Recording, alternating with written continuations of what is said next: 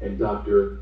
Jason Lakatos, who, among other things, was among the physicians at the forefront of the effort to determine a solution that would save lives.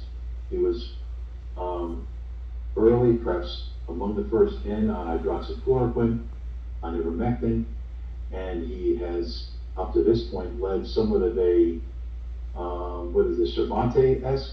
I think that's the term, tilting the windmills, trying to do the right thing, by saving as many patients as you possibly can, while encountering stiff resistance from all quarters. And we very much appreciate both of you, who both made tremendous sacrifices that are,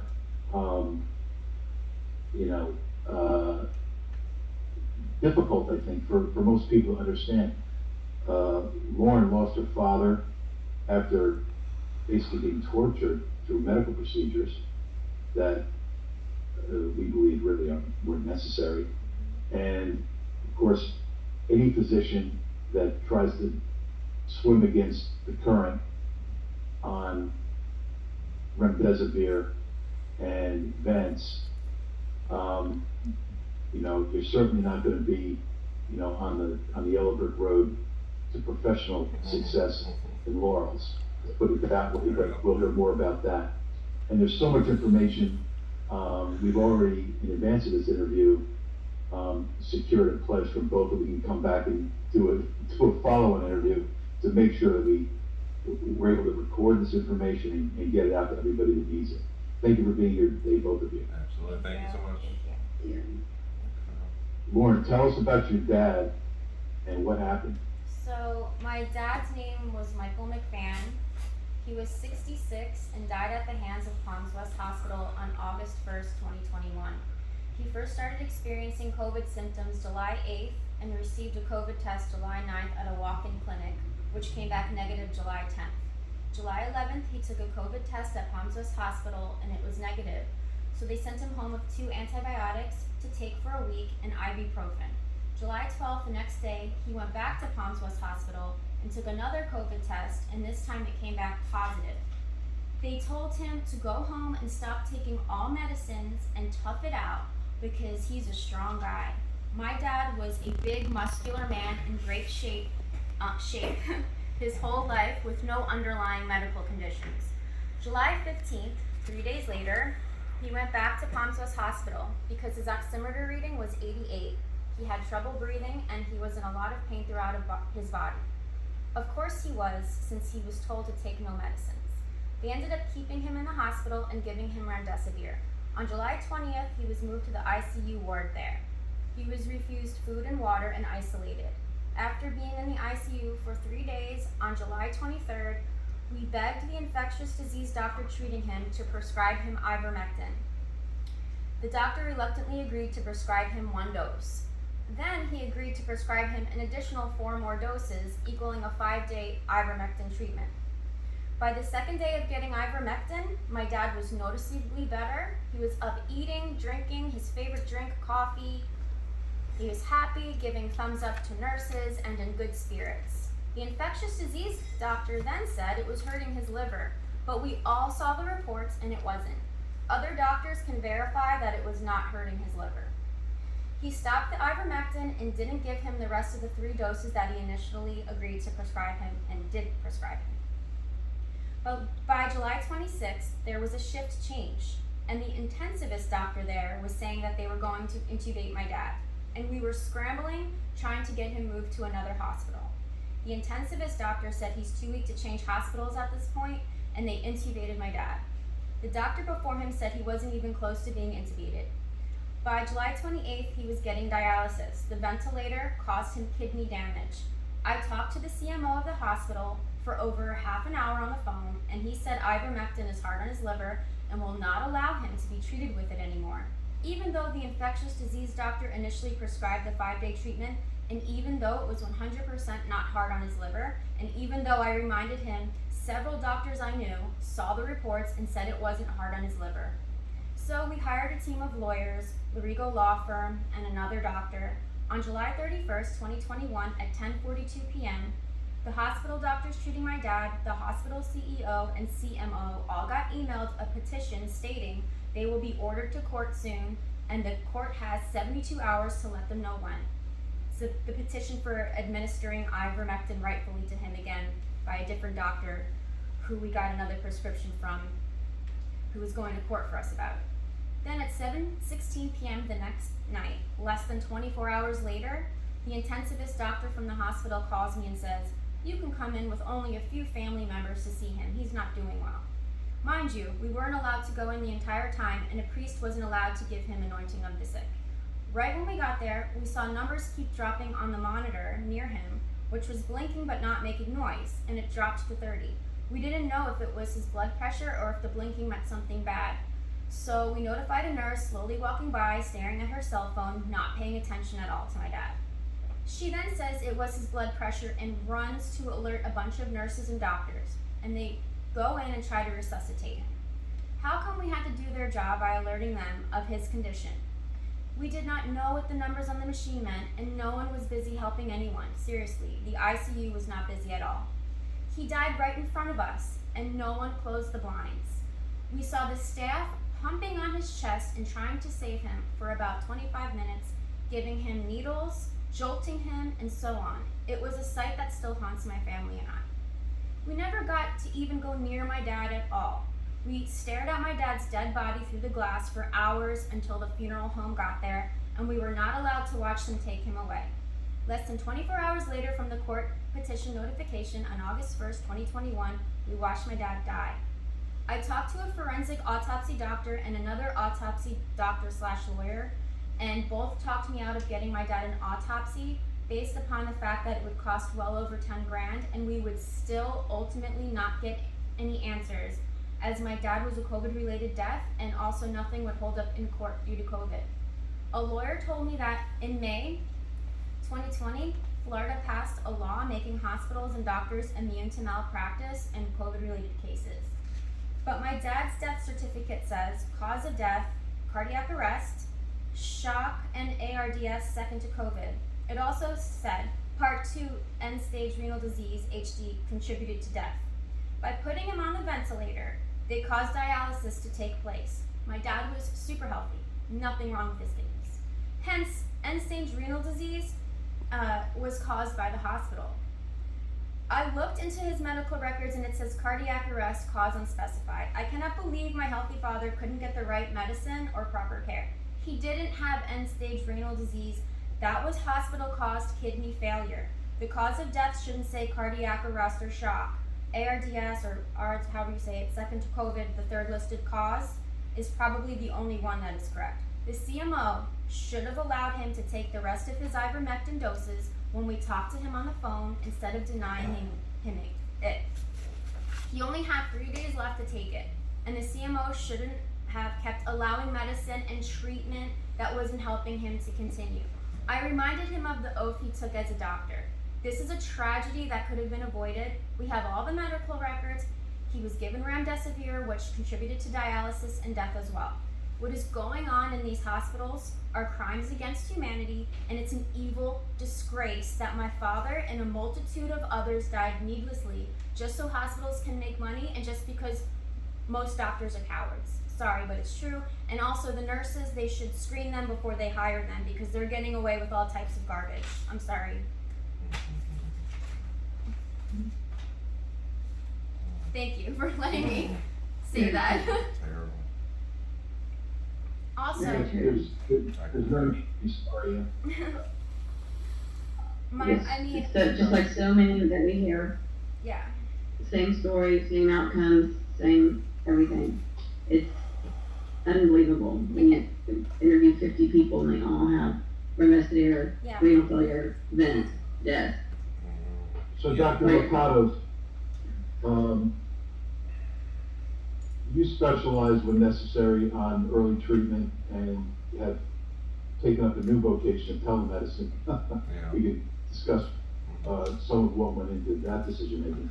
But you can be reached at 305-930-1992 and also at Dr.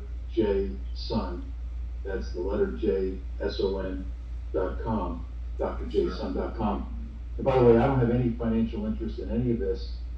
We will actively promote any physician, any medical practice that engages in proper medical treatment, that involves early treatment, that attacks the virus prior to it proliferating throughout the body and requiring admission into hospitals. Doctor, without making any comment necessarily on the treatments that Lauren was an eyewitness to, how would you have handled a patient like her father? Let's say that he's feeling ill, he has the symptoms of COVID, and he calls you. Okay. With the positive test you're saying, or just initially with the initial symptoms you're saying? Well, definitely. You're saying before testing? For one, I do. There is some questions about the test. Obviously I do recommend at least getting like the rapid antigen test. Typically, CVS, Walgreens has the Binax now from Abbott Labs. I think is a pretty good one. I've used that one. That's fairly reliable. So I do typically, especially with talking to someone with telemed, I do want to know, do we have a positive test or not? Usually, sometimes you got to check it 2 or 3 times to try to get that. The PCR tests have been shown to sometimes give you a false positive for the flu. They've kind of admitted that recently. So, but it's one of those things. I've treated at least over just in the last since September about 1,700 COVID patients through telemed or through house calls, and then at least probably another 500 in the hospitals before that. But typically I try to find out if they get a positive test, and then I immediately want to start the early treatment, which I have protocols on my website. Just kind of made them for the sake of there's a Shiva's protocol, Blazing Sevens protocol, so there's a little backstory behind those. But typically I use hydroxychloroquine. I was using that since the very first patient I had, March 18th, 2020, in Tallahassee, Florida, and so I had amazing success with the first patient where her oxygen levels went up from 88% to 97% overnight, and she wanted to go home. She wouldn't even stay in the hospital. This was the first case in the county, 58-year-old. The other case, 38-year-old, went to the other hospital, actually died that same night. So it was like, this is a kind of historic. I was like, you may want to stay in the hospital a couple days so we can document this or whatever. But she's like, I'm good. I want to go home. I followed up with her at home. By that point, there was more discussion from there's various French doctors using hydroxychloroquine, saying basically everybody was getting cured of it. And I was like, well, yeah, I see that it's working, and I also added in azithromycin, zinc. That became part of the initial treatment guidelines, even where I worked. For a couple months, all the at HCA, it was part of our protocol, and then really Dr. Fauci was a big, became a big proponent for remdesivir, and they basically, funded the study through NIH, for Gilead's remdesivir stuff, which was a failed Ebola drug, and they're like, what can we repurpose here? Let's bring this into the picture. And I already knew from the jump that it was, chloroquine is actually superior to remdesivir in the head-to-head in vitro studies. So I was using that from the beginning. Now at this point, if I had a patient, to jump back to what you're saying, if I had a patient come in, I do want to get them on the early treatment with hydroxychloroquine, zinc, vitamin C, vitamin D3, a lot of this stuff over the counter. Melatonin potentially has antioxidant effects. It's been shown to lower your risk of getting COVID by about 30% also. So typically I want them on that stuff. Ivermectin as well. I do a combination of hydroxychloroquine, a little bit higher than even a lot of the doctors do. I get a better response with it. It's about 400 milligrams twice a day is what I use for that. Ivermectin, we use a weight-based dosing, 0.2 to 0.6 milligrams per kilogram for that. And I've even added doxycycline at a normal dose, 100 milligrams twice a day. Which turns out, I didn't use doxycycline initially, but after about a good year and a half of treatment and doing more research, it turns out, hey, doxycycline, I use that over the azithro because the doxycycline does have two different mechanisms of action on coronavirus, on COVID-19, as well as it decreases inflammation with IL-1, IL-6. These are different inflammatory markers that bring, a lot of the inflammation, fluid, and stuff to the lungs with this. So really, I tell my patients, even patients that don't have it, it's a good thing to have the meds ahead of time early. So if you do get exposed, test positive, you're ready to go, and you can start the meds right away. I mean, even with hydroxychloroquine alone, I mean that works for treatment. If you do the hydroxy and ivermectin, I've had I've had patients get through it completely, in 3-4 days, sometimes faster, up to maybe 6-7 days. But essentially all my patients are surviving this one way or another. Even if I've had patients come to me 14, 15, 16, 17 days into it that have already been in and out of the hospital too, or left against medical advice from the hospital. I had a young guy, he was in the ICU in the hospital. He left AMA against medical advice, called me up, and he was essentially cured 2 days later. He had been in the hospital for about 2 weeks and just getting worse, and that's who I get a lot of my patients from. It's referrals from other patients too, and it's the patients who have really kept me, fighting for them too, because I've gotten such amazing results with these treatments versus remdesivir, and that was basically forced upon us, to be used in the hospitals through the infectious disease doctors who had signed up, for this program through the federal government, through the FDA, I guess, and basically. To use this remdesivir and stuff. But I realized early on in June 2020, at one of the hospitals, actually the same hospital where her dad had died at, I was working at. So I went into that hospital. I'd been using hydroxychloroquine, azithromycin, zinc. I went to that hospital, tried to order it overnight, and all of a sudden my orders were getting blocked. And I'm like, what's going on? Why can't I order this? And they're like, well, that's dangerous. I'm like, what? What do you mean? I'm like, this med's been FDA approved for 70, been around for 70 years. What's going on? And they're, oh, well, a study came out that said it was a higher mortality if you took hydroxy with COVID. Those studies were retracted, of course, within the next day, New England Journal of Medicine, Lancet. So, but, nobody paid attention to the retractions. They just heard the initial story from the media and said, oh, it's dangerous. Don't use this stuff. It's going to prolong your QT. It's going to cause heart problems, all this stuff. And it was like a joke, and I saw patients getting the remdesivir at this place, and I monitored, the patients on our list, about 20 of them, and because I saw they were so bad off, and they're all in the ICU. I'm like, what's going on? Are these people going to survive? What's going on? And I looked at their chest X-rays. And they come in with no pneumonia. By day 3 or 4, their lungs were filled with white, with pneumonia. And I was like, so what's going on? Either the remdesivir is, give them pulmonary edema, or the virus is just taken off in like 3-4 days. But regardless, it never gets better. And 15 out of 20 of these patients had actually died within, about a week, the week I was covering overnight. And there was really, I'd keep them alive overnight. I give them, sometimes hydroxy, they'd let it go through. Sometimes I give them a diuretic, Lasix, to get some of that edema off the lungs, and that would help. But unfortunately, 75% of these patients had died within the week. So, I was reporting this to the FDA at that time through email, and they were kind of like, well, you reported to the FAERS database, the FAERS database, which is like the vaccine, VAERS database, but for medications. And I was like, because I was like, well, there's people having seizures, having intractable vomiting, having renal failure, and they kind of downplayed it. I'm like, you guys don't understand. Like, you guys, we had all these patients surviving. Now you guys, you brought in this new drug.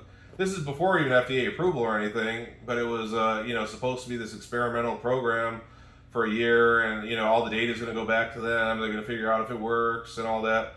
And I didn't understand the financial incentives at the time of the 20% bonus from CMS, the Centers for Medicare and Medicaid Services, which is absurd. Like, normally they'll give a bonus for the hospital over a year for like, 0.5% or something. For us doing everything, giving aspirin for heart attacks, and a statin, and, giving an ACE inhibitor for congestive heart failure, and a beta blocker. And we had to be 99% on all those for them to get like a 1% or 0.5% bonus, from my recall. So I didn't even find out about this whole 20% bonus thing till like, a year and a half later. I mean, I heard rumors of it, but I didn't, want to buy into it. I'm like, that's, maybe that's a conspiracy, maybe it's true, maybe it's not true. I didn't really know until I saw it in writing, on their website. And like, what? 20% bonus on the overall hospital bill for using experimental remdesivir, convalescent plasma, another one, I think baricitinib, or, and I'm like, what's the deal? Why are they incentivizing, one drug over the other versus this hydroxy and ivermectin that costs like, $20, $30 for a 5-day treatment, and remdesivir right off the, it's $3,500 for 5 days. So like that was, absurd to me, because normally the hospital wants you to use the cheapest option possible for antibiotics too, Mm-hmm. This is, antivirals and stuff. And really they're not, off-label use for antivirals, but I was, shocked. I'm like, why would you guys want to use something so expensive that, doesn't work? And I would be like, I just saw 75% of these patients die. It's a small sample, but I'm like, that's scary because, I had about 60 plus patients over the last 2 months, and they all survived, and I was treating only COVID patients. I volunteered to be in the only COVID unit, me and another doctor, so I was seeing like every COVID patient that came to the hospital, so I was getting that experience. I almost went to New York because of, all the cases there. I'm glad I didn't, because I see they were just throwing everybody on the ventilator, which is basically, increasing your chance of death very, to 70-80%. Doctor, you're going to be an important eyewitness, an important witness in the upcoming war crimes trials. So take care of your health. We're going to need your coaching testimony at some point in the future, because right now they think, because they control the enforcement apparatus, and they think that sovereign immunity can be extended to the far reaches of the intergalactic universe, that everybody has protections. Right. But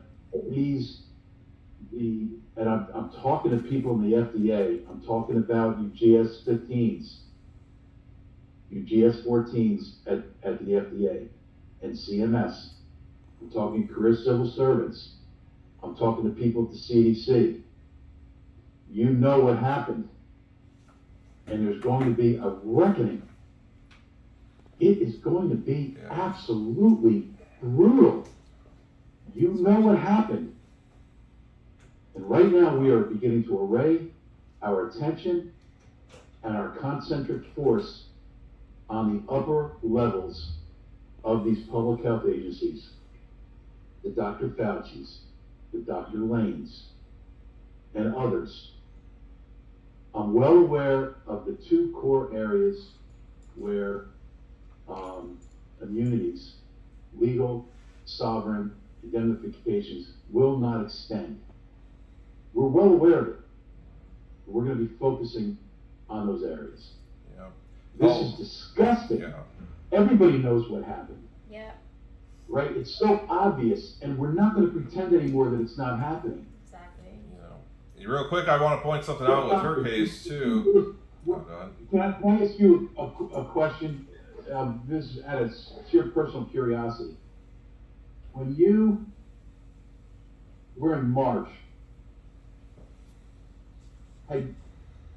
tell us about your discovery of hydroxychloroquine with March as that, that milestone before and after. Like, just walk us through. Yeah. Okay. That process. Yeah. So, initially when I, in February, I guess, when I heard about the virus, I wasn't, that worried about it initially. I was like, well, it's a coronavirus, SARS-1 didn't really go anywhere. I wasn't, expecting to. Really, SARS-1 from 2003 was like isolated to a city block in like an apartment complex in a hospital, really. So to me, it looked like they were testing the bioweapon back then, because it didn't go anywhere besides in the hospital. But so, initially I was like, well, and this is a coronavirus. And then, I'm like, well, it does sound like the SARS-1 did, was pretty deadly and stuff. And so I started taking it more seriously. And then all of a sudden, it's a pandemic, there's cases coming in. I started doing my own research, not only just on possible treatments, but just the whole origins of, these viruses, the bat viruses, and where they get the types of bat species that they get them from. And they were actually, they'd run these bat viruses through humanized mice, in the lab, so they could teach the virus how to infect human lung cells. And then they, I also, had read that they would also use it for control of the bat population and go in and, go and spray the bats with the stuff to kill them on top of it. So, I mean, they're, and, the nearest bats that even had this type of virus. I think it was like 1,000 miles away from Wuhan too. So, there was a very suspicious circumstances with all that. But luckily for the Chinese, actually did a lot of in vitro, in the lab petri dish type studies, repurposing drugs like in February. So they were already on top of it as far as they already compared chloroquine, which is basically hydroxychloroquine's a stronger, a better version of it with less side effects. But they compared chloroquine to remdesivir head to head, in the lab, and they showed if you had the right concentration of chloroquine, the virus didn't replicate at all. So it basically didn't do anything. It was basically dead more or less. And they compared that to remdesivir in the lab. So I was looking at this little this table and stuff, and I was like, this looks at least 50-60% more effect than remdesivir head to head right there. But this was before remdesivir was even talked about really. So it was like, okay, well, there's something. Chloroquine obviously beats it out. And from what I heard, they were using chloroquine or hydroxychloroquine in China since March 2020 as like the mainstay of treatment too. For some reason, we weren't good enough as the Chinese to get that kind of treatment here. So well, I'll say some of us figured it out. We started using it early on, but yeah, I'd seen that in vitro study, and there was actually, there's more like small studies coming out. The French had talked about, there's French doctors, I forget the doctor's exact name, but in early March saying, hey, they already got a ton of patients. They already treated, I think, like 1,000 COVID patients, and lo and behold, they said we're getting 100% survival, if these patients get hydroxychloroquine. And then, so I was reading this stuff and like, well, it makes sense. Right about the same time I started treating my first patient, I had this overnight success where I'm like, this stuff works better than an antibiotic for, pneumonia. Like, holy crap, wow. And, initially when I saw, what it did with my patient, and I saw her oxygen level 88% without really what I consider even pneumonia on a CAT scan. So you get a great view of everything. And I said, why is her oxygen level so low? And, at that point, reading what I was reading, and this is a 10 to the negative 9 size virus, a nano size, likely nanotech virus, which I was familiar with. And, they can control nanotech and program it to do stuff. And, so I was familiar with that. And I'm like, this has got to be a nanotech virus. It's, it's a billionth of a meter in size. It's really the smallest virus. There's no virus that's small even in nature, really. So it was kind of a dead giveaway. It came from the lab right there. And of course, you had people like Dr. Fauci coming out and saying, "Oh no, of course it didn't come from a lab," and all this. I started getting shadow banned from social media, especially Instagram, Facebook, early on for even saying it was a bioweapon, or for saying it came from China, of course. And Periscope, owned by Twitter, I got banned off that completely early on. And for talking about hydroxychloroquine, I was posting stuff. Where I talk about that hydroxy working, and that was like a big no-no. But so I basically did the research, and there was other doctors at the same time using the same stuff. So it's like, okay, hey, and as well as other doctors in our hospital started using it, based on me talking to them, and it became part of our protocol actually a couple weeks later. So I wasn't like on my own with this stuff for very long. I figured it out pretty quick and got on it, and I also. Lo and behold, I saw Dr. Fauci wrote an article back, I think 2012, saying hydroxychloroquine was like an antidote and prophylaxis for SARS-1. And I was like, wow, he came out for it then. What, did he forget what he wrote, And I was like, it's 80% similar to SARS-1 and the way it works. It increases the pH and lysosomes, which affects the transport of the virus out of the cells to spread. It also, which is ignored, but I believe it inhibits the binding of the virus to hemoglobin in your red blood cells. So that's what kind of triggered me, with this patient. Our oxygen levels were so low, and I was thinking this is like internally suffocating a patient, like a Hitler-esque, like almost like being in a gas chamber where you're suffocating, but this is through a virus, where you're getting the air in fine, but your oxygen isn't getting to the tissues like it should, or to your brain. Hence, like the brain fog, severe muscle fatigue, all this. So like I was onto that early, and hydroxy also, one of the big things it works on is for malaria. Malaria gets in your red blood cells, destroys your red blood cells, so it makes sense why that would work. Ivermectin to some, can also affect that too. Ivermectin was talked about early on too. It was just, there was a lot of propaganda saying you would need this very high concentration of it for it to really be effective. So, and I didn't really need it in the beginning. I mean, I started using it later on when all, after seeing the FLCC Alliance had, been in Congress talking about this, and I was like, all right, now there's some, big time doctors really using this too. So I'm like, I'm gonna go ahead and add that one onto the repertoire too, But early on, I mean, we were having great success with hydroxy, zinc, and azithromycin, and and it was amazing how well it was working. And then it became, all of a sudden, it was like hijacked, by Fauci basically saying, "Oh, this stuff's anecdotal evidence. So don't believe it. It doesn't work." And the media came out and said, "Oh, well, lupus patients aren't getting, lupus patients take it, rheumatoid arthritis patients take it. They take it every day for like 30, 40 years too." So the idea that all of a sudden somehow this stuff is toxic and dangerous was like a joke. I mean, but that's what they pushed, that story, and Fauci pushed it as well. There was a couple of people in the FDA, Rick Bright, I think, and Janet Woodcock, who were big on it. Right. Rick Bright. Getting rid of it, Rick Bright. Mm-hmm. Rick Bright. I read your whistleblower statement as soon as it was public. I read it very, very carefully. Very, very carefully. I read it very, very carefully. Very carefully. Rick Bright? I'm telling you, you people in the FDA, the British Civil Service, in CDC, with the nonprofit organizations which are affiliated with the government operations, the communications that you had to develop vaccine technology that in at least one case was developed prior to actually COVID-19. Oh, We God. had. Oh, God. I got something on that. Look at that. Now they're under, look. Yeah, the whole system is wired down where nobody can talk. Mm-hmm. Nobody can make disclosures or they're completely ruined. Yeah. But it's all gonna unravel. Oh, yeah. That's what you have to understand. It's all going to unravel. You cannot treat Lauren's father like this. He's an American citizen. He's a human being. You cannot drop your vaccine on Vietnam to where in May there's between 1,000 and 100 deaths, May of 2021, and now there's 40,000 deaths. Where you trigger a pandemic with releasing that vaccine to where our friends in Vietnam were under lockdown for 6 weeks and couldn't leave their apartments and they were starving. Oh my God. You think you're going to get away with it. You're not going to get away with it. You understand me? So you have it. Ultimately, the system is in the process of catching up. And the pendulum, which went way over the line, outside the bounds of common decency and humanity. Yep. It is coming to a stop, and it is getting ready to start to swing backward.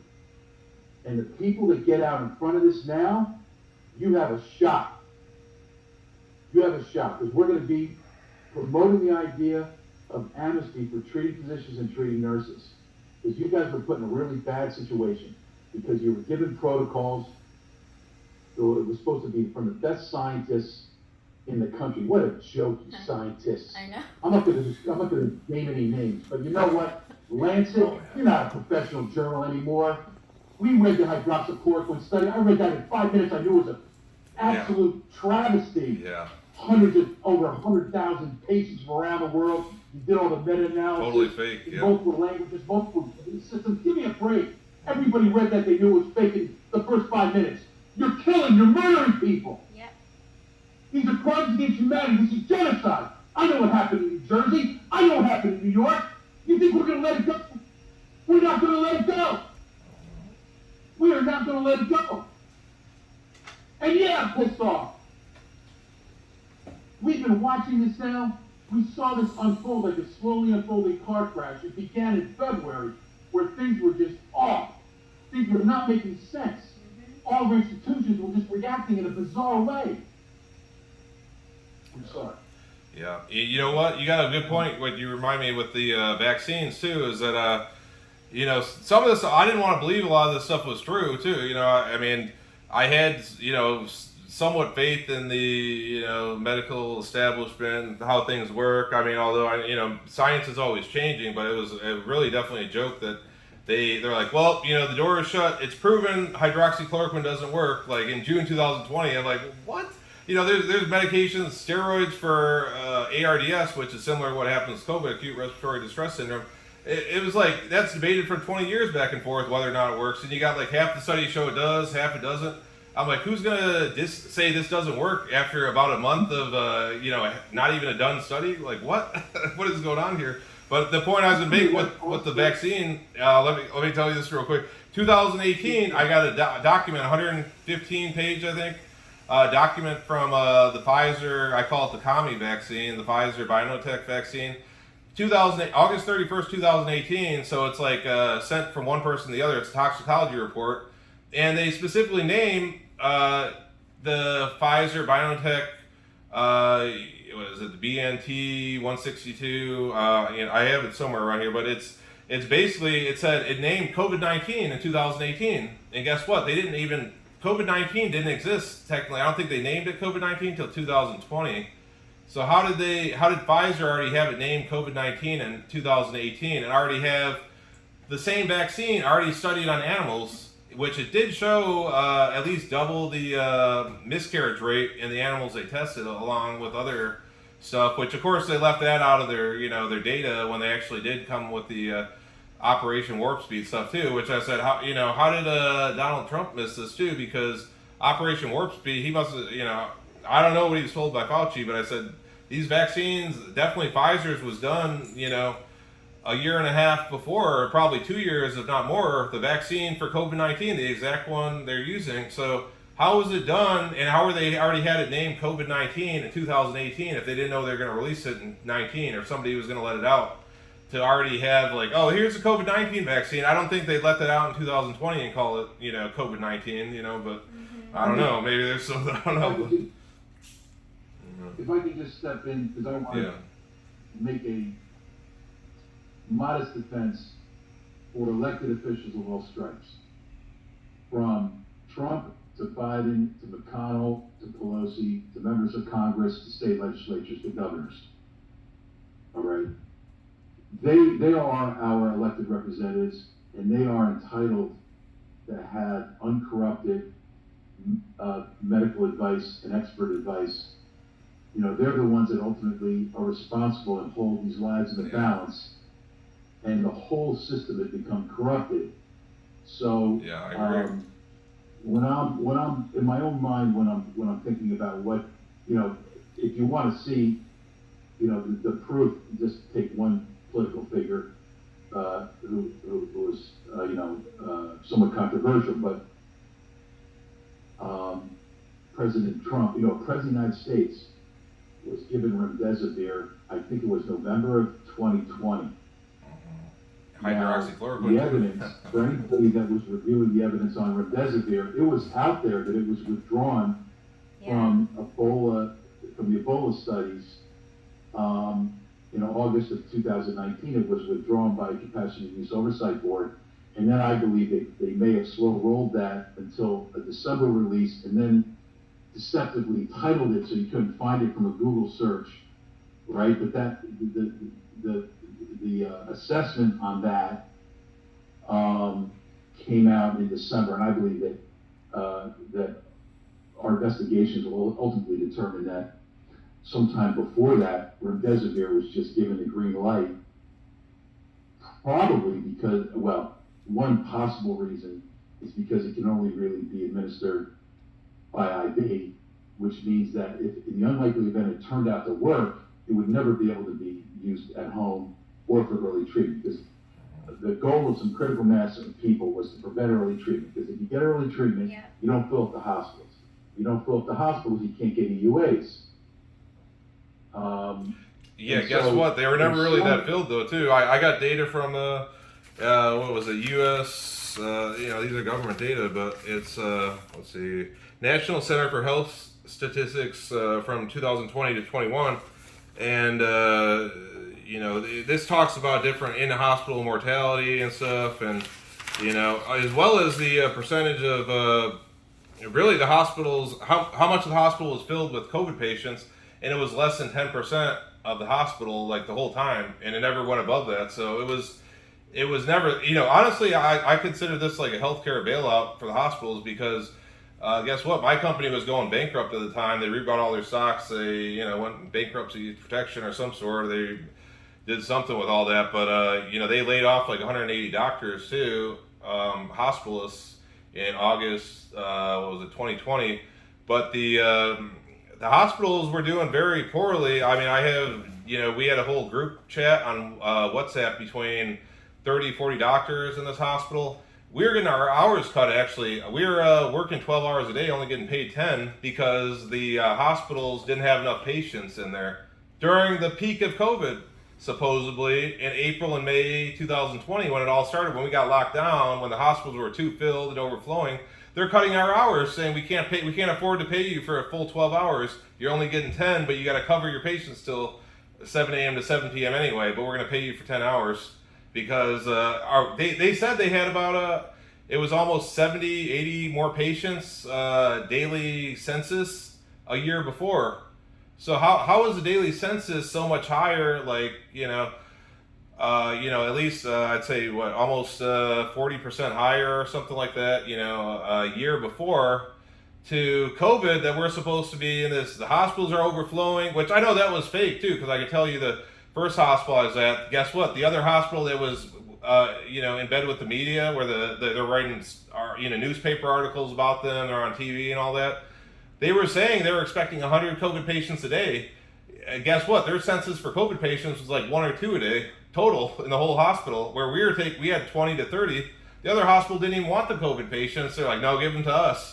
So the hospital that's getting all the credit for being, heroes and all that is not even taking COVID patients. They have like 2 patients in the hospital, yet they're saying, oh, we're overflowing with COVID patients. So, it was the same thing with the test. Everybody, you got to go and get a COVID test and all this. This is the first time people have been told to get a test for something that they're not even sick too. Like, oh, go and get a test just to make sure you don't have it. Like, what?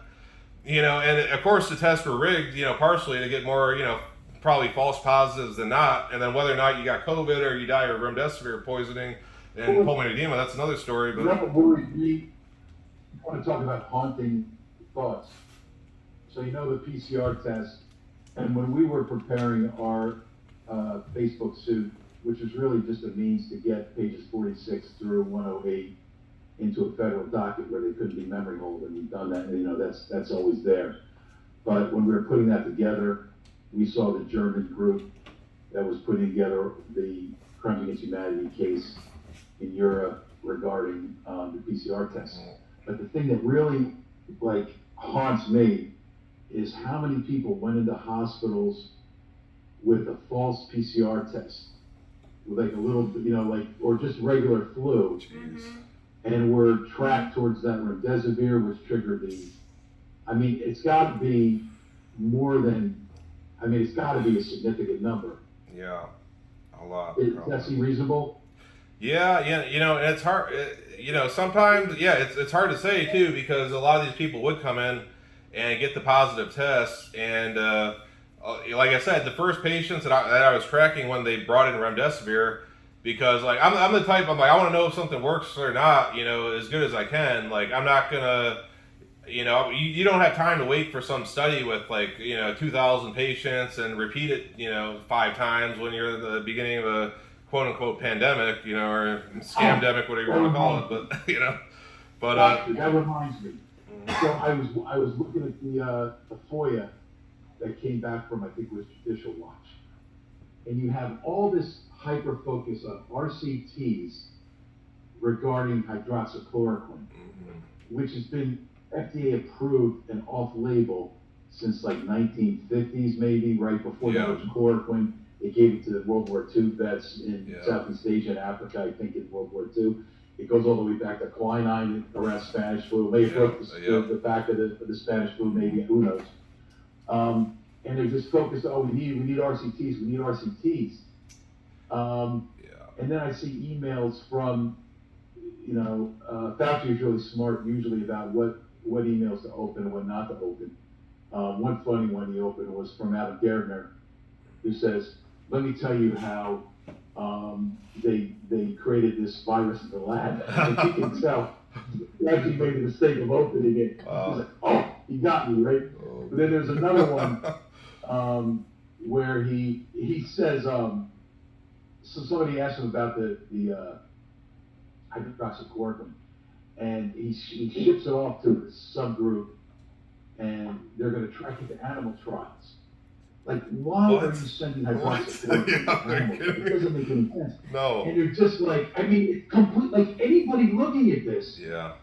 would say this is a total criminal enterprise. Yeah. Yeah. Like a proportion.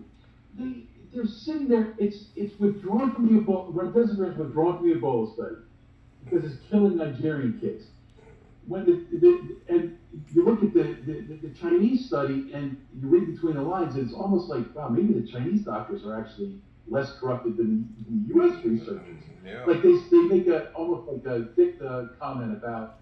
Unfortunately, It doesn't even seem like it's antiviral.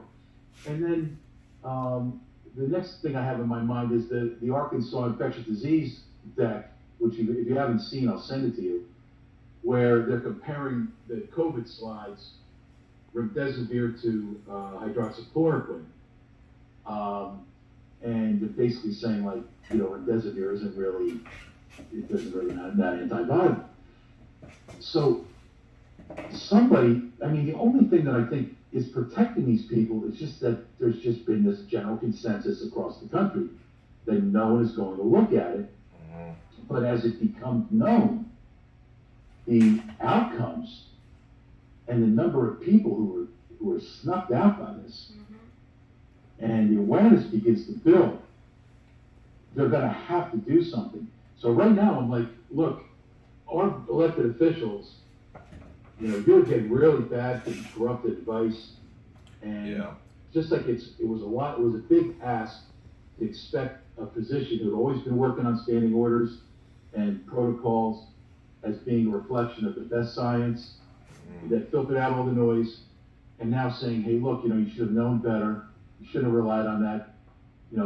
That's a heavy lift, maybe. Maybe there's some deference or some forgiveness, contrition that should be extended all around. But at this point, when these elected officials, like, why is it when Ron Johnson has a hearing and has early treatment doctors testifying, where are all the other elected representatives? Right. Like, at some point, they're going to have to recognize that they have a massive problem on their hands. And so I'm here to also send a message out to them. You guys better become part of the solution here, because you have an iceberg of people. There are hundreds of thousands of people like Warren, and right now a fraction of 1% realizes what was done to them.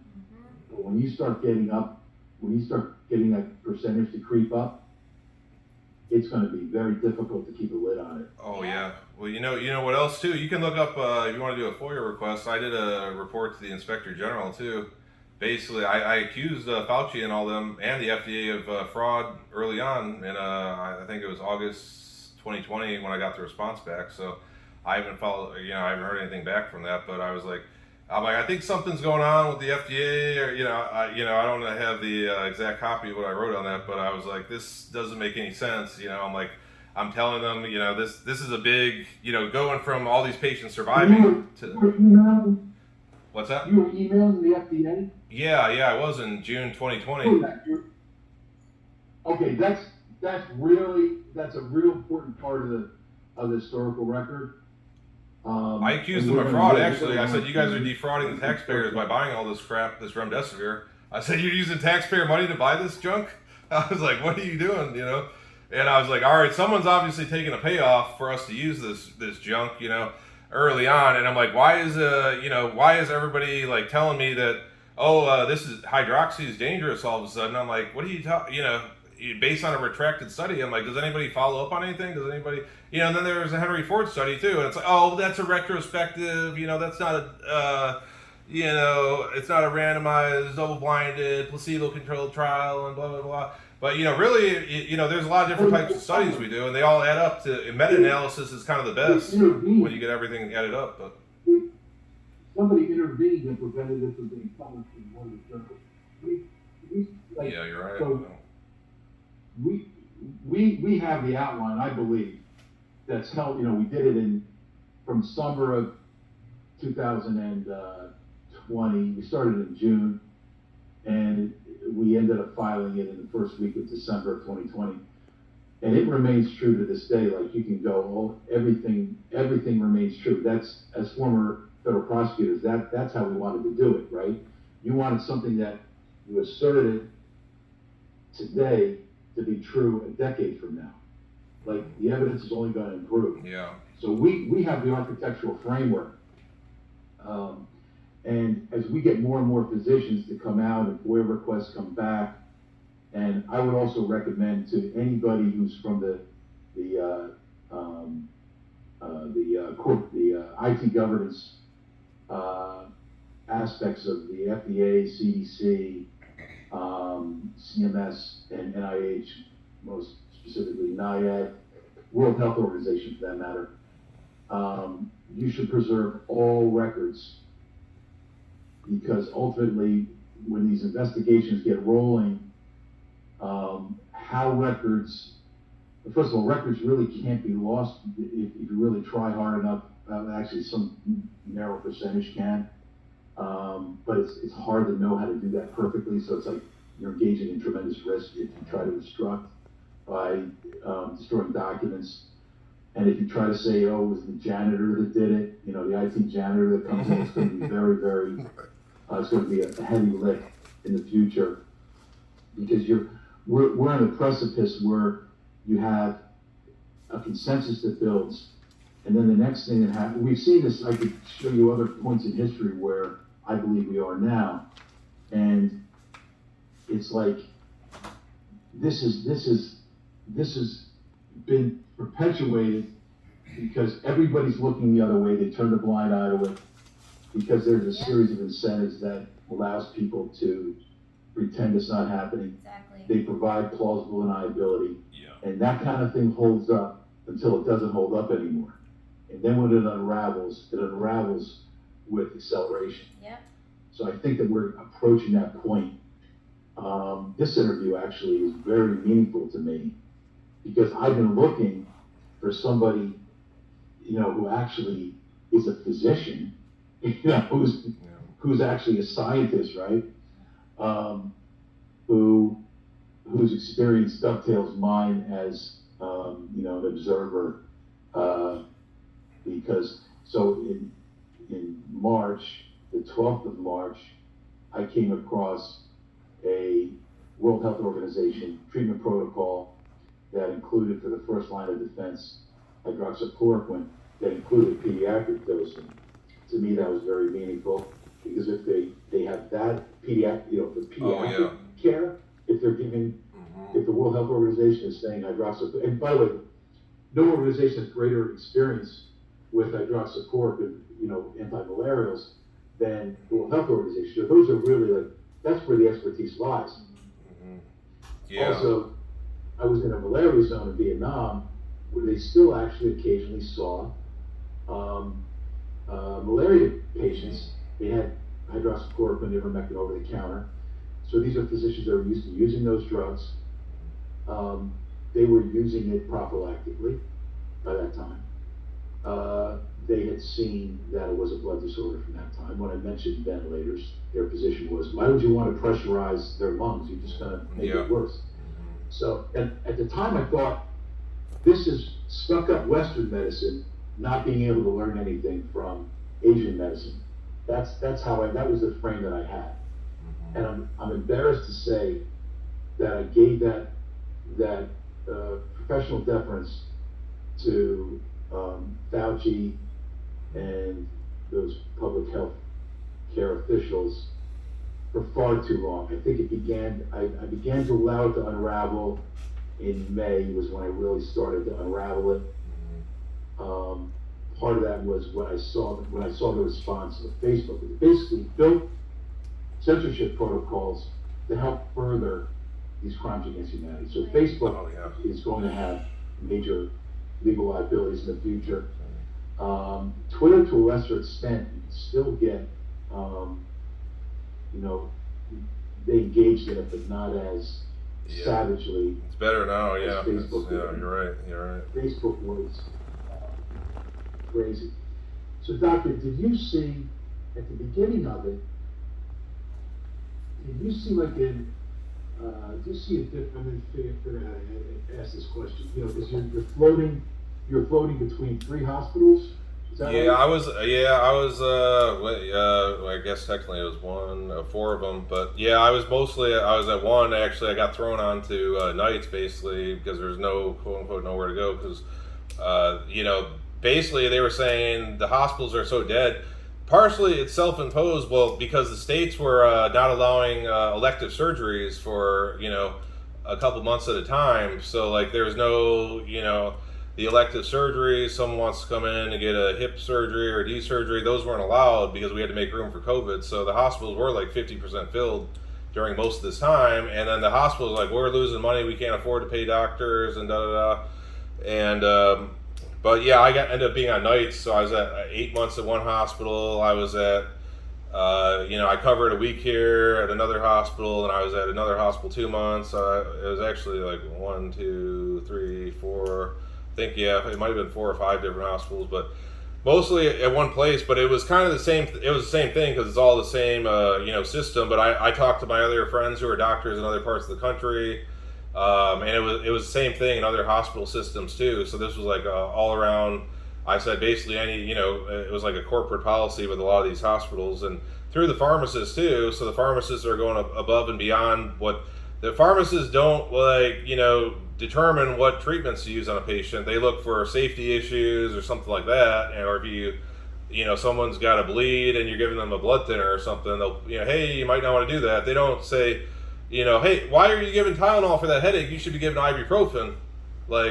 So I was like, what? What are you doing? Why are you telling me to use this instead of that? And why the super expensive drug all of a sudden instead of the cheap stuff that works fine? And you guys you don't care. I'd say my mortality with these patients is 0%, and the hospitals, they don't even tell you the mortality rates. Those have been covered up, and they're like, oh well, ours is like 8%. That's I'm like that's good. What? For COVID anyway. Really, your recovery rate is near, as you said, you touched in one way or another in terms of treatment. 2,500 patients. Is that about right? Yeah. Around there, I can tell you. Really. The only patients. Any patients that I've had that didn't survive were patients that either didn't start the meds at all, like through telemedicine. Some of these patients are waiting to get the meds in the mail and they don't get them in time. They have to go to the hospital. So there's been a couple of those that didn't actually get treatments that end up going to the hospital and dying. But as far as I could say, any patient that was under my care the whole time would survive COVID. I'm very confident. Not only for early treatment, you give me a patient 2-3 weeks into COVID, I have them survive. I just treated a 93-year-old patient from home completely. I got her on, I put her on oxygen. She was on oxygen for about a week, but it didn't really matter the age either, too, because I've seen 38-year-olds dying that have to wait, lung transplant that are on the ventilator for 9 months or something too. One was, somebody who worked in the hospital, and so I've seen very terrible outcomes too. But still, it's almost like, I was one of the few that actually knew this stuff worked. So, and really knew it worked too, but a lot of the doctors kind of look at you like you're crazy, like why are you using this stuff? Because they never even used hydroxy, and they were just told like when remdesivir came out, like this is the stuff to use, So like a lot of them, look at, there's a lot of pressure to go and use the remdesivir. I mean, it's not like I didn't, have some patients on it a couple times here and there, but unfortunately, I'd see the other patients get taken over from me and go on remdesivir. So some of those wouldn't survive. If another doctor took over when I went off shift, for a week, those patients, I might have started them on hydroxy for 2 days. They take them off and put them on remdesivir. Those are really the only patients I could say that I actually know. A couple may have died or something out of these, 2,000 plus patients, but you know, and I wanted to go back and document this stuff and get the data, but guess what? The hospital won't give it to me. Even when I worked there, I said, can you guys get my data on all these patients? I'm like, I don't know, 100%, I'd say 99.9% of these patients I've treated, as far as I know, all survived with my treatments, and I'd follow them up at home, even call them up on the phone, make sure that they are alive and they didn't go back to another hospital even. So, from my standpoint, I'm like, there's no patient that I can't cure of COVID, there's no patient that should be dying of it. There's no patient that should even be going on the ventilator. A lot of it, you just have to wait it out, even if their oxygen levels look low. Putting them on the ventilator is the last thing you want to do. I have these people ride it out, sometimes they'd be 85, 86%. A week later, they're back up to, normal. Sometimes you got to let them ride it out low and they'd survive it. They wouldn't have any, long-term issues. Some of these people start freaking out like, oh, they're going to get brain damage or something, their oxygen's too low. But like I said, a lot of that I think is artificially low through one mechanism or another. However, it's being picked up on the pulse oximeter. But they're very, they're not always very accurate in the first place. I could put on a pulse oximeter on myself. It might say 91% when I first put it on, and it's going to eventually go up to 98%, but they're very inaccurate to begin with. So when you get nurses pressuring doctors to, go off a pulse oximeter like that, not even a blood gas, to put them on a ventilator, it's very dangerous, But I will say there is so many. Yep. Go ahead. You see so many different, like, I don't know how else to put it, but like traps. Like, and this is geared towards Lauren. Like, please don't feel bad, because we just see so many pitfalls. It's like you're walking through a minefield, and nobody told you that the field is littered with landmines. Right? You had no way of knowing. But the pulse oximeter, we ran into this one where somebody went back and retested it, and their handheld, the one that they had, registered higher than the hospital one. Yeah.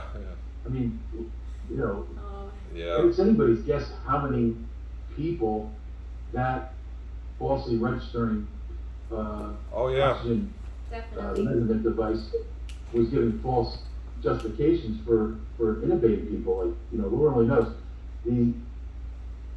This happens routinely, withholding liquids and food. Yeah. Doctors, it's regardless of state, type of facility, how could that happen? Yeah, I don't know. It seemed universally too, because I'd see patients at University of Florida and stuff, and in Gainesville and stuff, and some of these family are like, some of the doctors like, well, I'd use ivermectin, but I'll get fired if I use it. And it's like, one of my patients, he had two parents. He had one parent in one hospital there and another parent in another hospital. Well, I was treating him. They ended up, I kept the guy, alive for the time being. He ended up getting transferred out somewhere else eventually, but I was still talking to the guy's son and stuff. But, he had two parents potentially, like, on their deathbeds and stuff. And, he's like, how are you guys going to give any experimental cancer treatment here? But, you're a big university hospital, but you're scared to give ivermectin and hydroxychloroquine? Like, what's going on? You're going to get fired for using this? Like, well, but there is a whole big, there's a big, I don't know who's running it, but let's just say they don't want ivermectin or hydroxy getting in the country. I mean, I've talked to a Border Patrol agent who called me as a patient, telling me that they've been ordered to destroy ivermectin at the border if they find it on somebody. So they're not even looking for fentanyl, but if they find somebody with ivermectin, they're going to make them throw it away or whatever, and or in the mail and stuff like that too. I was calling prescriptions into Michigan, and literally these pharmacies I would call by where I went to school in Michigan State for undergrad and stuff, and but I went to medical school at Toro in Nevada out by Las Vegas, so I've been living in different parts of the country, lived in Florida and stuff. Healthcare is different in a lot of places, but this was something throughout where it was like just universally kind of banned. With any drug that seemed to like make headway that was working, it'd be like shut down. So once ivermectin became popular, like, hey, this stuff works, it was like, nope, don't use that anymore. You can't use that. It's like, why not? It's bad for the liver. No, they would just be making up stuff. It doesn't work. There's no data. Whatever they could come up with, and they're like, this is basically lies and stuff. But I'll give you one experience. I was calling in scripts for a patient in Michigan. Which, of course, when I got licensed there, you got Governor Whitmer. They were threatening doctors to, we're going to take your license if you prescribe this stuff. So I'm like, how do you go out of the way as a governor, go over and try to rule a state medical board, which is supposed to be separate from the government to begin with, but you're going to try to dictate on them that they should get rid of these doctors for using it. And as well as they made a House committee in the House and Congress that to go after basically America's frontline doctors through hacked data that somebody hacked the data. Let's see this data, and saying that it was fraudulent because they're using the old horse medication, ivermectin, hydroxy for patients, and how dare they? And they also sent from Congress. It was actually somebody in the FDA, I think. I don't recall exactly who it was, but it was something sent out to the Federation of State Medical Boards, basically telling them, don't let doctors prescribe this stuff. It's dangerous. Hydroxychloroquine, ivermectin. We've been seeing all these ER reports of people going in with side effects from it, and blah blah blah blah. But the other thing too, I call in this number, this pharmacy in Michigan. Every time I'd say ivermectin, the call would drop, and I'm like, what is going on? So I'd be like, calling hydroxy, didn't do it, but I'd be like, hydroxychloroquine, 200 twice a day, and then I'll be like, ivermectin. Every time I said ivermectin, the call would drop on me, and the message would be deleted. And the pharmacy didn't know what was going on. They couldn't explain it because I talked to them the next day. I'm like, why is your voicemail cutting me off when I call and say ivermectin? Like somebody's got your system hacked, and they don't want me to prescribe ivermectin apparently, because every time I say the word, it was like 3 times in a row. And I just stopped calling them. And I'd be calling in scripts too. I don't know if it's just, this was a very weird case, but I don't know if it's just my connection or whatnot or where I was calling, but sometimes I just get massive static on the phone, like when I'd start trying to call in these prescriptions. I'm like, is somebody on my phone line or what's going on here? And like a lot of my messages I'd call into pharmacies would get deleted. That sometimes pharmacists just flat out, say they didn't get the message, they accidentally deleted it and stuff. So I don't know, 100% on that, but there was some weird stuff going on. And this is within like the last 6 months, And so some of the pharmacies I just gave up on because I'm like, I can't even call on a script. Every time I say the word ivermectin, the call drops on me.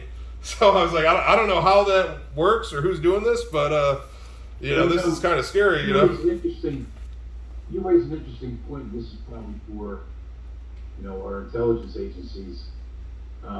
It's sort of outside our department, but is it? And then, by the way, this would be something that would mitigate culpability for other parties, right? Like if you're, was there a foreign nation involved where they targeted our public health officials?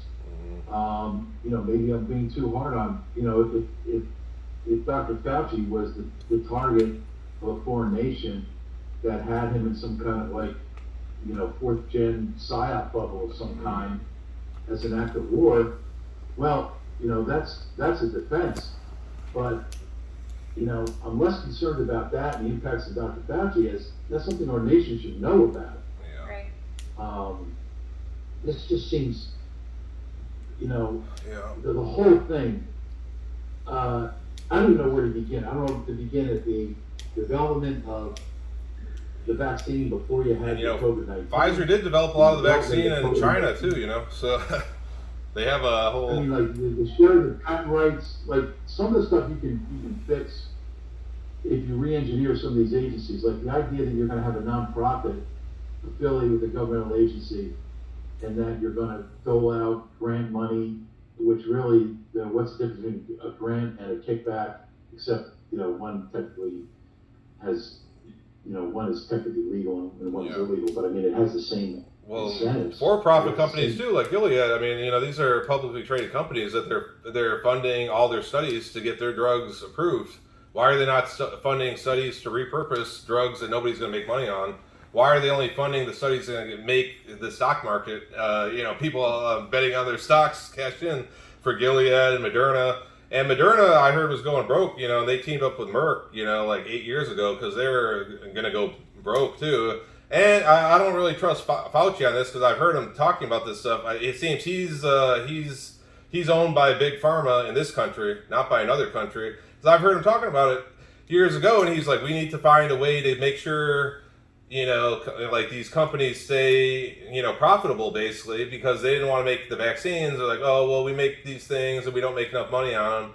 So this is like the perfect opportunity to make sure, hey, worldwide, and Bill Gates, obviously, they're all pushing it for. He's very sad that Omicron vaccinated people instead of getting the jabs in people's arms, talking the world,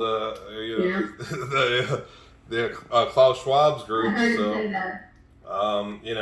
The World Economic Forum too, which I've heard, and part of this, guess what? Where all our data got sent back to China and they're sending our data to these different companies too. Which, interesting enough, they go, oh, well, we're checking the DNA, sending the DNA to these, whoever pharmaceutical companies for them to study it. And I've seen people in the government say, oh, well, don't worry, this is just the DNA from the virus. So I said, this is on Twitter. I said, wait a minute, the virus doesn't have any DNA. It's an RNA virus, you idiots. Like, there's the virus doesn't have DNA. It's an RNA virus. They're taking our DNA and giving it to Big Pharma to study it.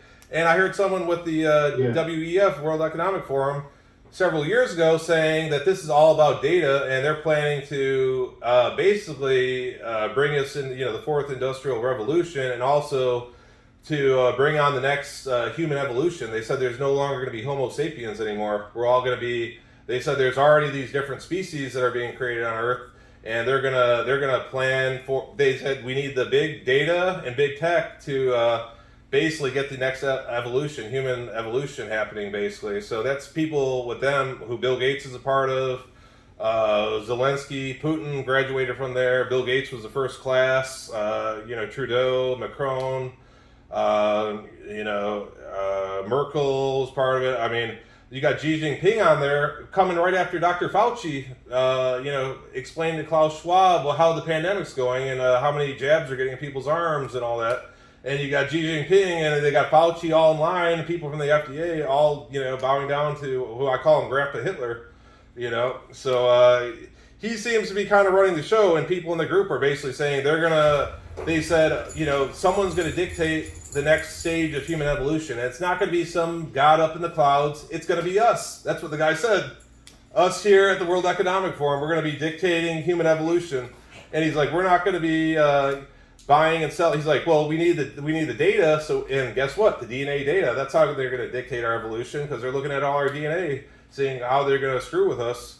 And you got CRISPR. You can order CRISPR online that could literally cut somebody's DNA up and kill them like that too. And you can order it from anywhere in the world, anywhere in the world in 3 days, and you can give it through a vaccine. So, and if you've seen a lot of China's, in Wuhan, from what I hear, is just a bioweapons lab, military bioweapons lab to begin with. And I've seen some of their books too, and they talk about how to spray, the viruses, and it's got to be, 15 mile an hour wind, and do it at dusk and dawn is ideal, for this type of, coronavirus to spread it for a bioweapon and stuff. So, I mean, they're definitely, someone knows what's going on. Who was the cause of the release and all that, or who wanted it released, is a whole nother story. But, look what we're doing. Everybody's getting a test for no reason, even without symptoms. And we're sending all that information to China. We have since early 2020. So basically, they're the ones who are going to be deciding, how they're going to modify our DNA in the future to make us evolve. And this guy on there, he was literally talking about how they're going to be, we're going to be buying and selling, like, basically, programming for our brain and stuff and body parts. That's going to be the next, industrial revolution and stuff. It's going to be buying, what kind of body part you want, or, enhancing your brain, or, getting this, that, and the other. So he's saying we're not even going to be Homo sapiens, and, pretty soon, there's already a lot of people that aren't Homo sapiens, is what they're saying, that have already done this gene modification that we don't even know about. So, and they're bragging about it and saying, it's not going to be God who's doing this, it's going to be us, because we're in control, and we just need the data, and we're going to figure out where evolution is going in the future. And I'm like, that's a very scary thought. So I'm seeing how all this comes into play.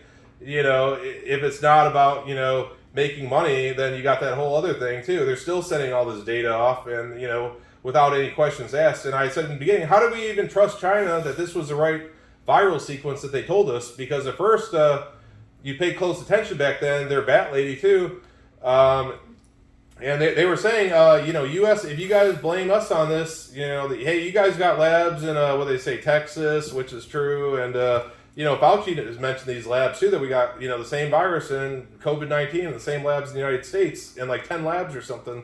I don't know the exact number, but we supposedly have the virus here too.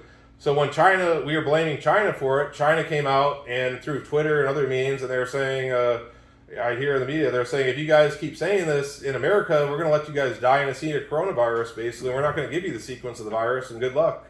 And eventually, that was for, calling the China virus or whatever else, things like that. So eventually they gave us the sequence of the virus, and, within a day they had basically the vaccine that they wanted, not surprisingly, because it was already tested on animals, a year and a half, 2 years before. So, of course, Pfizer had the vaccine done, Moderna probably did too. And as you probably heard, now they're finding a sequence of Moderna's patented, a sequence in the spike protein. I just heard about that. So I'm like, there's a lot of smoking gun evidence out there, and there's a lot of evidence that's been deleted from servers that was out there too, that's disappeared. And so I'm surprised. Some stuff I found and it gets changed, modified, and deleted. Even on the information about the viruses and the ingredients too, they've changed that too. From so I'm like, someone's in the system, whether or not it's in our government or another foreign government, that's changing stuff around and deleting stuff. And so I'm like, something's going on. Either that, I'm like, if we can see this happening, who's in charge of this whole thing? People in these running these institutions and these agencies that are beyond reproach, and I think, to get down to the origins of the problem, you probably have to go. You go all the way back to Eisenhower in 1960, where he warned us about technocrats. But maybe it was Evan Bayh-Dole legislation in 1984, where you allowed public health agencies that own interests in IP rights, basically, in developing biological technologies. And then there's a whole series of things that happened. Women in the workforce, where you had spouses, to where I think it was probably started in the early 2000s, where it was viewed as an enhancement if you could have your wife put on a board or something that was complementary to wherever the person was in government. And it just kept getting, these wall, technology, the de-stovepiping, it reduced the resistance and the inefficiencies in collaborating with other agencies, in collaborating with the private sector, the dividing line between counterintelligence and domestic law enforcement. You just have all of these things evolving. It's increasing in velocity, and then you have these corruptive influences on the heads of these agencies, that the only reason they're there is because they're corrupt. Right. And that's how you get genocides, where Lauren's dad gets thrown under the bus, and all of our children went and had informed consent basically revoked on their behalf. An informed consent mandate involving all human testing was something that was imposed in 1947. Everybody adhered to it for, since, the week of World War II. And it worked fine. And for some reason, we had to relinquish that. And it wasn't even, it was done not even on our, for allegedly for good reasons, by politicians, again, who are given this corrupted technocratic advice. Yeah. So we have so much that has to be fixed. Yeah. And the first part of it is getting courageous doctors like yourself to come out and get you a platform, build a platform underneath you.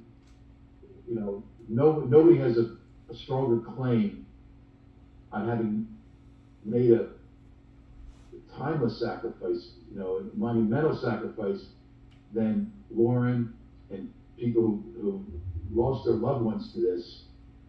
So we're going to continue to build this foundation to help courageous physicians like you get the word out to try to reform these systems, because we're not going to survive. Fortunately. We've gone now over an hour. Go ahead, Cece. Did your dad get 5 full days of remdesivir? Yes, but there was a lot of issues about that because the nurses weren't administering it properly. A text from my dad, I won't mention the nurse's name, but he did say her name, but he texted my mom. The nurse came in this morning to see us in the room. She looked scared. She did wrong last night. My remdesivir was not hooked up properly. She left and did not check it when it was in my arm last night. It was in over 6 hours, or about. This morning she saw how bad I was and said, "I'll be right back." She never came back. She might have gotten scolded for being negligent. You know, I'll say I believe in her case, in his case. How many days total was he in the hospital? He got admitted the 15th of July, ICU July 20th, intubated July 26th, and died August 1st. So Okay, that's so that's 60. Yeah, I believe he got remdesivir twice, which is also something that doctors are doing, and it's kind of should be a big no-no, because in the first study they said getting it for more than 5 days, it didn't work any better. It had slightly worse outcomes too. So the fact that them keep doing something that doesn't work is kind of crazy. But I've literally had, seen a patient in one hospital, got it for 5 days. They get discharged like they're fine. They're really not. They come back just worse off in another hospital. Then they want to give remdesivir again, and then if that doesn't work, they give it again. And it's like each time you're increasing your risk of kidney failure. Liver enzymes increase. It's this is from some data. Say this is FDA adverse events reporting system. Actually, just some 6,500 cases they looked at, and it was like acute kidney injury about 12% of the cases. Liver enzymes elevated about 25% of the cases. Just something to look at here. But I'll say in her case too. When they had asked me for advice, I said get them on hydroxychloroquine, also ivermectin. Get them on both if you can. But guess what? It was like, her husband had talked to I think that one of the doctors there too, and mentioned hydroxychloroquine, and they were just like, no, absolutely not. Maybe we'll think about ivermectin for whatever reason. Hydroxy, like, absolutely not. We're not using that. I don't care what you say. So guess what? Her attorneys didn't even want to mess with hydroxy either, because they're like, well, we just know ivermectin, so we're not going to go and try to get both things. So I was like, these attorneys are like ludicrous too. They should be getting whatever treatment may work. Why are you going to go for just ivermectin in the first place? So like even the attorneys were afraid to go for hydroxychloroquine, but they were related through the other group, so they were used to, fighting for the ivermectin treatments. There aren't really, I don't even know of attorneys that were fighting to get patients hydroxychloroquine at all, because the media shut it down so quick before really anybody was paying attention. And they were using the whole thing like, oh, why would a doctor give something for malaria for COVID? Are they stupid? I'm like, why are these media people, CNN and stuff, not getting sued for practicing medicine without a license? Like, these idiots are going up there. Even some of them on Fox News, like Brett Baer, who's normally good, he said, do not take hydroxychloroquine. It will kill you. That's what he said. I was like, in May 2020, I'm like, what are you doing, dude? Are you kidding me? So that it's like you're telling these patients that I may have a chance to treat, and that now they're gonna, if they heard you, they're gonna be like, "What, are you trying to kill me with hydroxychloroquine? Are you crazy?" So like I'm like, the media was making a mockery out of this whole thing, and then when ivermectin became more popularized, that people knew about it and that it worked, all of a sudden they're all about shutting that down and calling it horse paste. And I do know patients that have taken the horse paste stuff of it too and cured themselves with it. I don't recommend it. I tell them, who knows what's in that? It could be have some other toxic chemicals. Probably does, because they're gonna de-incentivize people from using it and probably put something toxic in it next time, so if people don't take it, or so they take it and have to go to the hospital. So I was like, I definitely wouldn't take that. But a lot of people don't know where to go because they don't know what doctors will prescribe it. Doctors are literally disowning patients from their practice for not getting vaccines and for even asking about hydroxychloroquine, ivermectin, which is ludicrous. And I'm like, I've had a patient in Miami. She talked to 4 doctors and hung up on the phone on her. She has what would be considered chronic COVID. She had COVID initially 2 years ago, and then again a year later, and she's been feeling like she's levitating, feeling like she has no balance, neuropathy, pain in her hands and feet. And, it turns out there's still remnants of COVID in her blood vessels too from what the testing showed. But, I have her on this drug. It's called MARAVIROC, Maraviroc, but it's normally an HIV drug, but it actually works for this too, surprisingly. And there's labs that check for all these different long-term, inflammatory factors, cytokines and stuff that give us a better hint what's going on with these patients. Because a lot of people are getting the treatments in the hospital, even if they get out, and maybe they survive getting remdesivir, but they never really get even fully cured of COVID. And same thing with the getting the vaccines. The vaccines, you make an antibody to the spike protein, but the virus is a lot more than just a spike protein. Natural immunity, your body, I say God made our immune system's better than these scientists, basically, what they think they're doing, because, when you get the natural immunity, it is a lot better than, I can go and have a COVID people, I'll go and treat them, 3 COVID people in the same place in a house, have them breathe in my face with no mask on. I have no fear of getting COVID. I've been around it so many times since actually having natural immunity. Guess what? The vaccine immunity didn't do crap. I was wearing a full mask, glove, gowns, all this stuff when I picked up COVID after having the vaccine. Now, since having natural immunity, I don't even wear a mask around these people. I don't get sick at all. I haven't had a touch of symptoms. So I'm very confident, as far as that goes. And but yeah, it's very unfortunate too, because when people get the vaccine immunity too, they have this you make antibodies to only that spike protein. So that's why the stuff doesn't work with the different variants. So now you got Omicron, and maybe the spike protein or whatever is slightly different or something. You don't have that same immunity to it because you only have the antibodies to that Delta variant spike protein or whatever, or maybe not even Delta because they designed it for the initial variants. So it's been very questionable how well the vaccines even work, but they give you kind of this partial immunity, and your body almost doesn't make the same antibodies that it would because you have these other antibodies floating around to the spike protein. So it's almost like your body doesn't recognize that it needs to make the actual full antibodies because you already have some that aren't as good. But that's a whole nother, there's a lot more information coming out about that, and that's really we'll come to the the PhDs and stuff could probably people in the labs could probably go a lot more into the details about how all that works. But there's the antibody dependent enhancement, which is known to cause the variants and everything.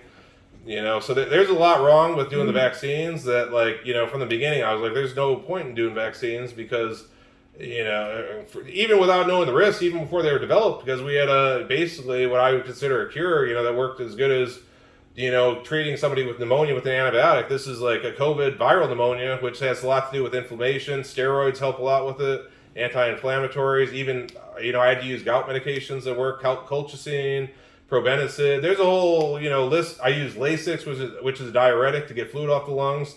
That would help with some of these patients when their oxygen levels are real low. So there's a lot of different options you could use that would get people through it, and for their natural immunity to kick in, or just antibodies to kick in, which takes about 7 to 10 days before those naturally kick in normally. So that's hence why they talk about early treatment, so you can suppress the virus until your natural immunity antibodies kick in to clear the rest of the virus. So that's where hydroxy, ivermectin work especially good before you got all this damage to the lungs, so that's where the early treatment idea works the best. It's hit on something that just occurred to me. So the problem with the early treatment isn't just that one aspect of it is that it prevents all of these services that are able to be rolled on through admission. Yeah. Another thing is you get better right away. Another thing is that if you go that route, you develop the natural immunity that protects you from all the successive variants. Yeah. That treatment methodology is in conflict with the whole mRNA regime. Oh yeah, totally. So that distinction escaped my attention. It isn't just that you couldn't have a treatment solution because you wouldn't then be able to get EUAs. It was that it's basically in conflict with the next vaccine. regime in medicine Oh, that they're bringing us. Not only that, I'm glad you brought that up because, yeah, they're making mRNA vaccines. They already got mRNA vaccines for stuff that nobody asked for. Like, I mean, they, Epstein-Barr virus, mononucleosis that everybody kind of gets, and nobody really dies from that and stuff. But they already got mRNA vaccines from, I think it's Moderna. Moderna and Pfizer are the ones making all these too. They got mRNA vaccines for Zika virus already too. That was another one they were talking about before this. So they've already got them ready to go for the next quote unquote pandemic or shamdemic if you want to call it. But it's all about making the money. Is what it seems to be. And what I was going to say, the hydroxychloroquine, ivermectin, they ruined the whole vaccine model period because these work on the flu too.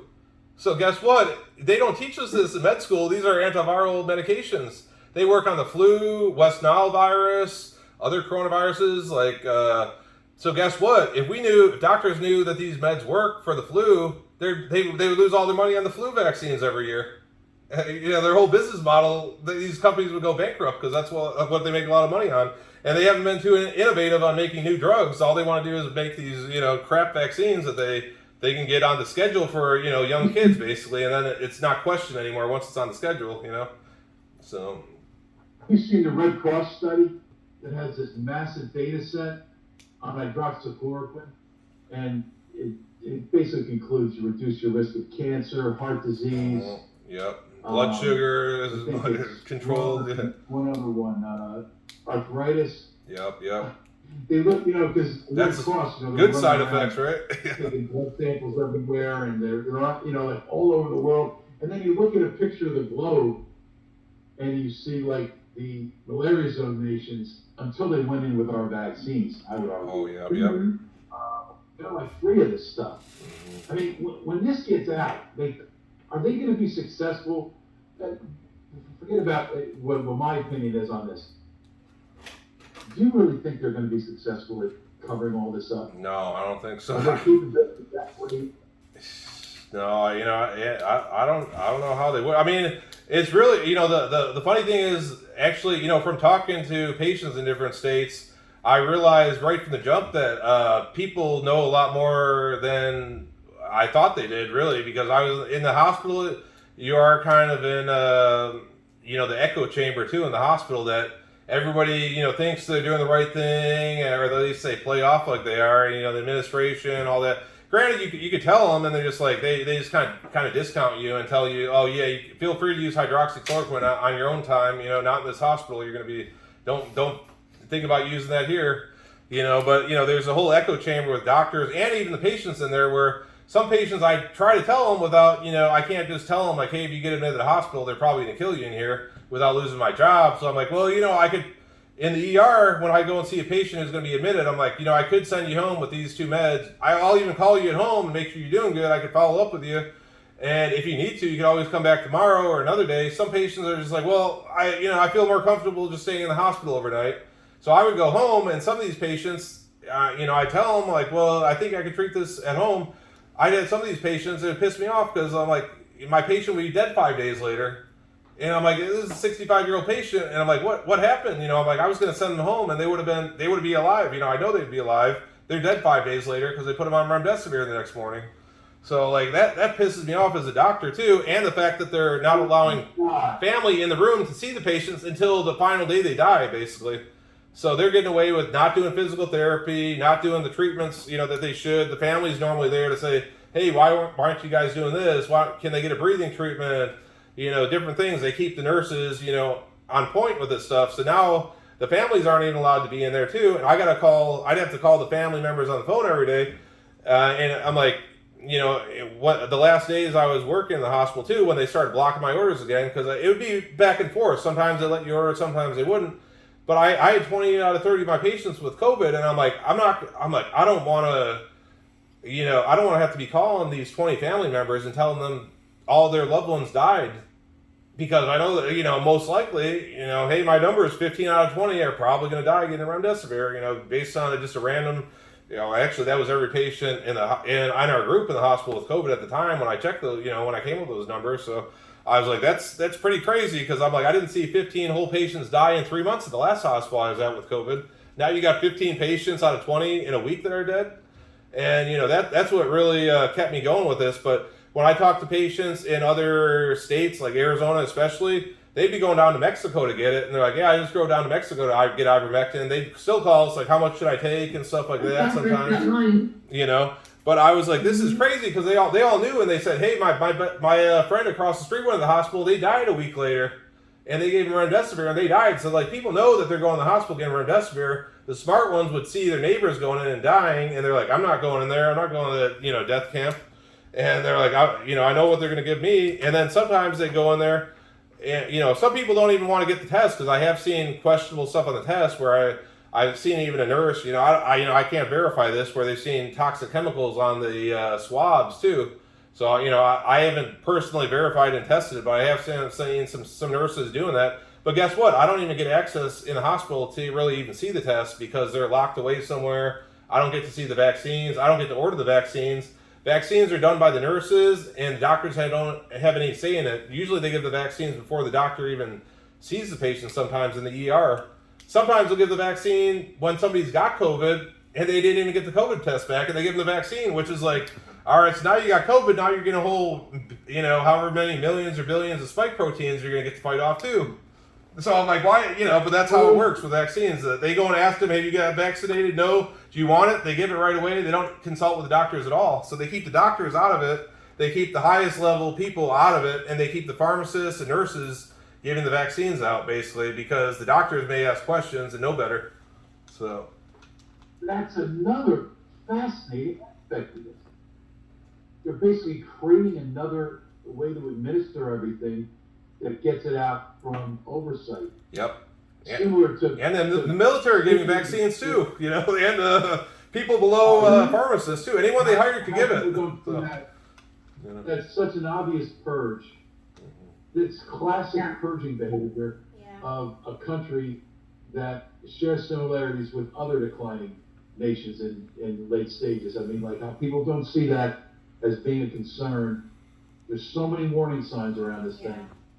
And I continue to believe that the solution is going to be doctors like you, and then brave, courageous daughters like Lauren, who turn their deep sacrifice and pain into preserving things for all of us. Yeah.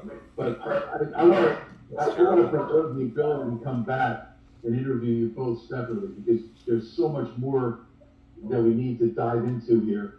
But we've gone long. Yeah. Thank you so much for being here. Thank you for what you're doing. We're going to get the word out. This is the beginning of a movement to force accountability onto the system. You physicians are going to have an opportunity to come forward. We're going to recommend that, Cece's dogs, we're going to strongly urge you to come forward and help us be part of the effort to fix this. Yeah. Whoever among you who are in the nation's public health agencies, you know what has happened is an abomination. You're in an obligation to get this out. The IG system is broken. Don't just go to your inspector general and file a report on the anonymous tip line or some nonsense like that. Call us. We will get your story out. If we have to provide you with anonymity, we're happy to do that. We can disguise your voice. We can do whatever to protect you. We have to get this out. We have to get this stopped. We have to get our institutions restored and functional again.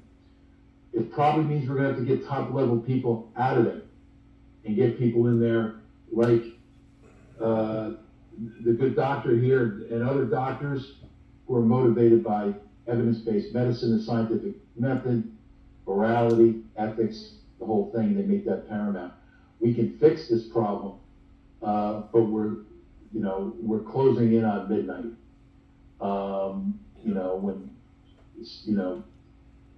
The carriage turns into a pumpkin. You know, pharmacists would be great if you can get a hold of pharmacists too, because the window's still open.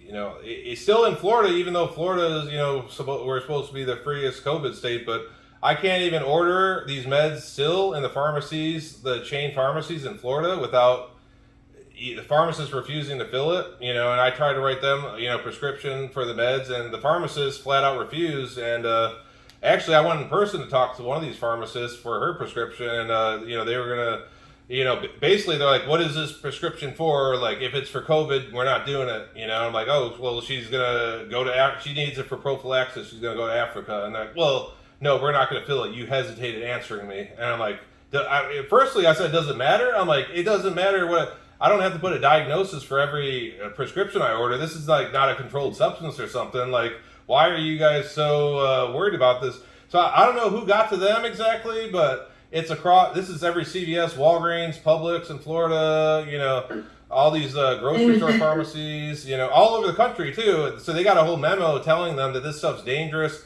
But like, who's giving them the memo, and where are they getting their information from? Also. And, they also added in with remdesivir, they added that little caveat that you can't give hydroxychloroquine with it because it'll make remdesivir not work, supposedly. They added that one in, too, as a like icing on the cake. So, like, don't even think about using it. Don't even think about it. That was beautiful, wasn't it? Yeah, and I'm like, for what? I'm like, they didn't, no documentation of that. They just added that in and said, don't even think about using it with remdesivir. No. If remdesivir is less effective if hydroxychloroquine is given anywhere near around it, so they shut that down from the very beginning too. And I was like, oh, how convenient is that? Like, what? Ridiculous. But Lauren, can you send me a couple pictures? Sure. Lauren, can you send me a couple pictures of your dad? Absolutely. I will. Yeah, but the whole lot's wrong with what's going on. And I feel terrible too, because I'm like, the doctors and the medical systems really let down families and all these patients too. And I'm like, really, none of these people need to die too, especially, even if people started off at least being told to take some stuff like vitamin C and zinc, vitamin D3 or something, over-the-counter stuff, they'd have a lot better shot probably at making it than just telling them to go home and do nothing like the hospital tells them half the time. Or the ER tells them, like, oh, you're not sick enough to be admitted yet, go home, come back when you're sick enough. And they come back a week later, and, then... but of course, I had pressure on me to get my patients in the ICU and then consult critical care doctors, and of course, and the mandated infectious disease consults that I didn't want. And I said, that's fraud. I said, I'm not going to give the patient an extra bill that's not needed, and it's going to delay my discharge of the patient. Why am I going to consult people that I don't need on the case that are going to contradict my treatments and cancel my treatments? Why would I do that? And why would I, so I had pressure from the nurses and the staff, the critical care, to get my patient on the ventilator too. Like, why are they not, their oxygen's only 86%. Why are they not in critical care? Why they're going to have to go on the ventilator if it's, I'm like, what do you mean they're going to have to go on the ventilator? Well, we can't just have them on that much oxygen down here. They're going to have to go on the ventilator. I'm like, what? You can't tell me to put them on the ventilator. What? You have to dig into this, Doc. We got to do a separate, I'd like to get, I really want to focus on, from the beginning of it, your entire experience going between those different facilities, the difference between patient outcomes and standard of treatment before and after remdesivir came on, adjusting the endpoint of the remdesivir study from 10 to 15 days down to 5 days, hoping that maybe it's less damaging. Professional retaliation against you, interactions with, I want to dive into all that stuff. And I think it's really important also for investigators in the future. And also just that, I think other physicians watching this that may be dismissing odd behavior that they're encountering, maybe they'll snap them out of it. It's a mass, they call it mass formation psychosis or brainwashing too, and it goes with the doctors too, unfortunately. But I will say, the initial hydroxychloroquine studies, they did change, they had different parameters too, or endpoints and goals with the study. They were looking at, with hydroxy, they were saying the time to get a negative PCR test. So they're like, oh, this stuff doesn't work, their PCR is not turning negative.